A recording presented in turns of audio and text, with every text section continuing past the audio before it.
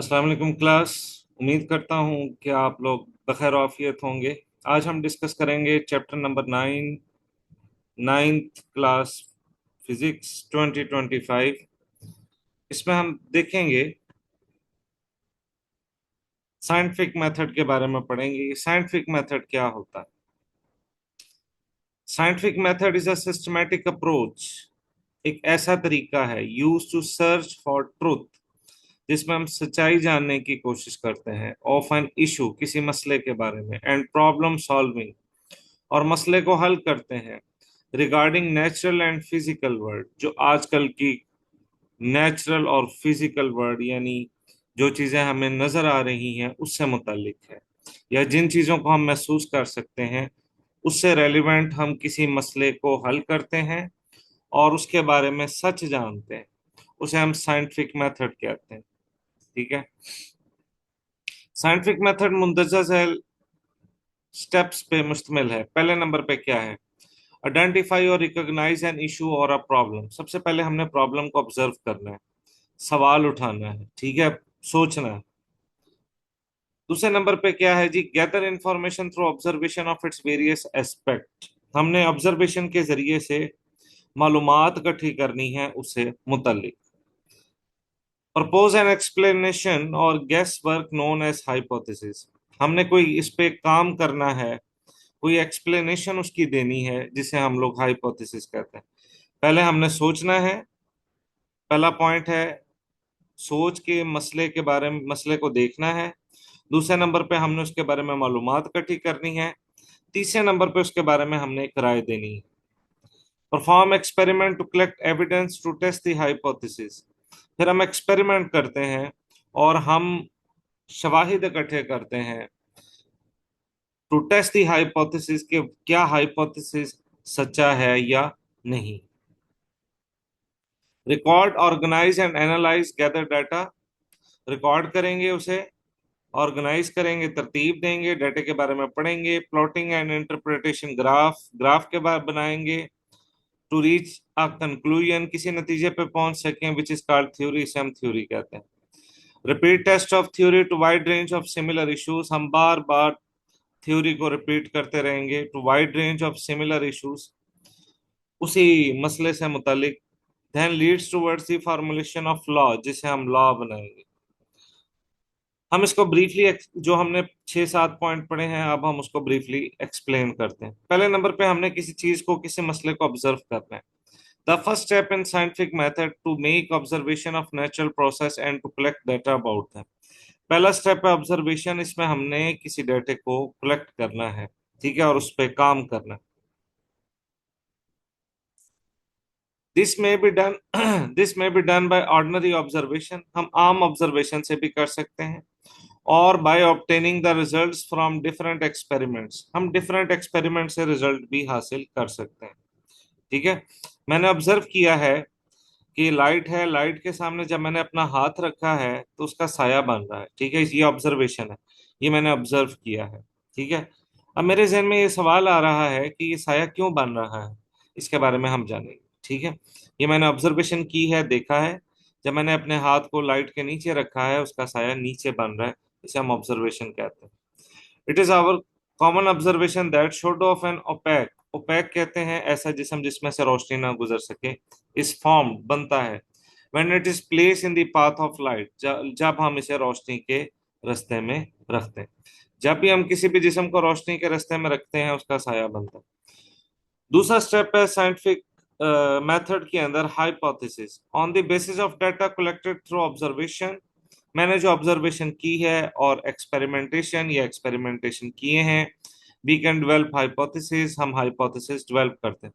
Hypothesis का मतलब होता है राय। This is done order to test its original results, ताकि हम उसके सही रिजल्ट्स की जांच पड़ताल कर सकें। It is assumed that nature will act in a particular way under certain specific circumstances, ये समझा जाता है कि कुदरत भी एक खास तरतीब में काम करती। ठीक है।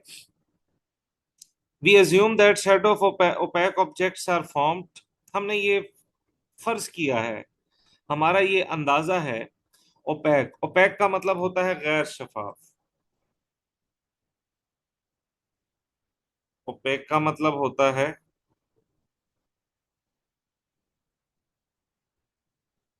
गैर शफाफ। मतलब ऐसे जिस्म जिसमें से रोशनी ना गुजर सके, इन्हें हम गैर शफाफ जिस्म कहते हैं। We assume that shadow of opaque objects are formed when they are come in the path of light. Light travels in a straight line. कहता है जब भी हम किसी गैर शफाफ जिस्म को रोशनी के रास्ते में रखते हैं तो उसका साया बनता है, जैसा कि अभी हमने डिस्कस किया। इसकी साया बनने की वजह यह है, light travels in a straight line, क्योंकि रोशनी एक सीधे रास्ते में सफर करती है। We assume that shadow of an opaque objects are formed. हमने ये राय कायम की है कि जब किसी भी चीज को रोशनी के रास्ते में रखते हैं उसका साया बनता है। क्यों बनता है? क्योंकि रोशनी जो है वो सीधी लाइन में ट्रेवल करती। एक्सपेरिमेंट, अब जो हमने राय कायम की है हम उसको चेक करें। Experiment is an organised repeatable process which is used to test the truth of hypothesis. अब हम एक्सपेरिमेंट से जांच पड़ताल करेंगे जो राय हमने कायम की है आया कि वो सच है या नहीं। जैसा कि मैं तीन कार्डबोर्ड लूंगा और तीनों में सुराख कर दूंगा और इनके सुराख को एक ही जगह पे अलाइन करूंगा और उसमें से मैं मोमबत्ती के शोले को देखूंगा। तो अगर लाइट सीधी लाइन में ट्रेवल करती हुई तो मुझे मोमबत्ती का शोला नजर आएगा, क्योंकि कार्डबोर्ड के जो सुराख हैं वो एक ही जगह पे अलाइन हैं, एक ही तरतीब में एक ही लाइन में रखे गए हैं।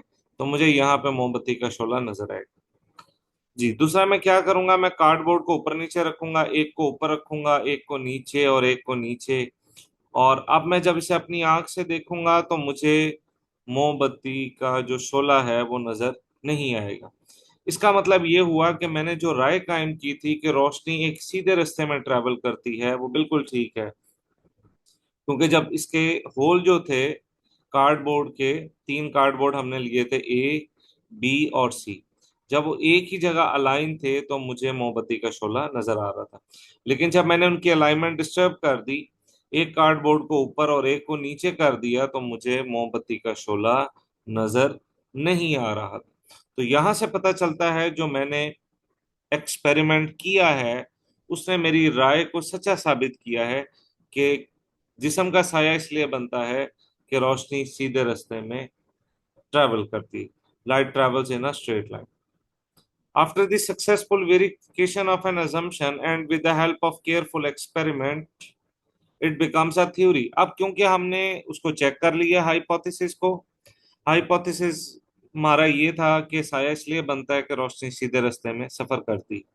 अब हाँ वो थ्योरी बन जाएगी, वो जो हाइपोथेसिस मैंने कायम किया था वो थ्योरी बन जाएगी। नेक्स्ट है जी prediction. After careful analysis of theory we can make prediction about certain unknown aspect of nature. कहता है थ्योरी बनाने के बाद हम एक प्रिडिक्शंस कर सकते हैं, राय कायम कर सकते हैं अननोन एस्पेक्ट ऑफ नेचर्स। हम फितरत के ऐसे राज के बारे में हम पेशन गोई कर सकते हैं, ठीक है, जिसका हमें पहले इल्म नहीं था, जिसका हमें पहले इल्म नहीं था। हम कायनात के उन तमाम राजों के बारे में पेशन गोई कर सकते हैं। जी, तो एक पेशन गोई तो ये हो जाएगी कि रोशनी सीधे लाइन में ट्रेवल करती है। यही वजह है कि जब रोशनी के रास्ते में कोई ओपैक या गैर शफाफ जिस्म रखा जाता है तो उसका साया बन जाता है। आगे जी falsifiability. It is a concept introduce that suggest a theory to be considered scientific.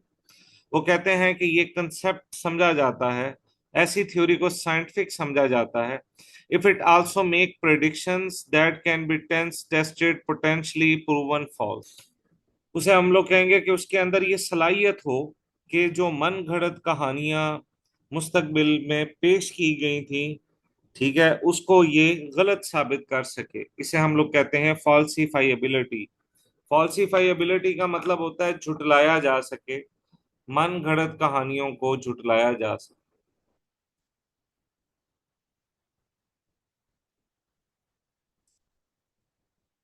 मन घड़त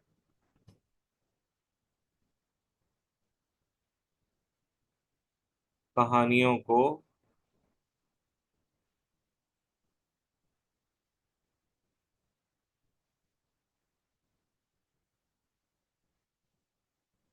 झुटलाना।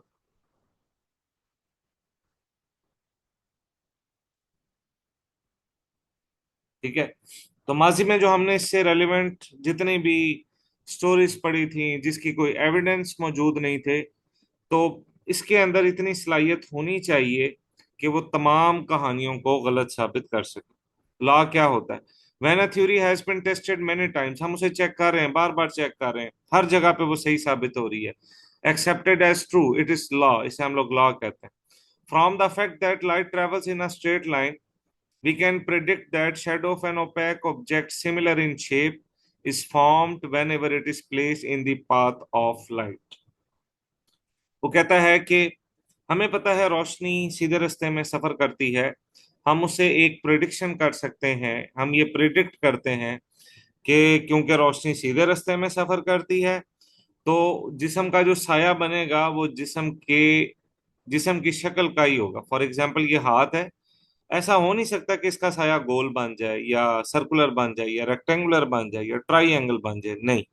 जिस तरह का जिस्म होगा उसका साया भी वैसे ही बनेगा। दैट्स ऑल, आज के लिए इतना काफी है। अपना ख्याल रखिएगा। अस्सलाम वालेकुम।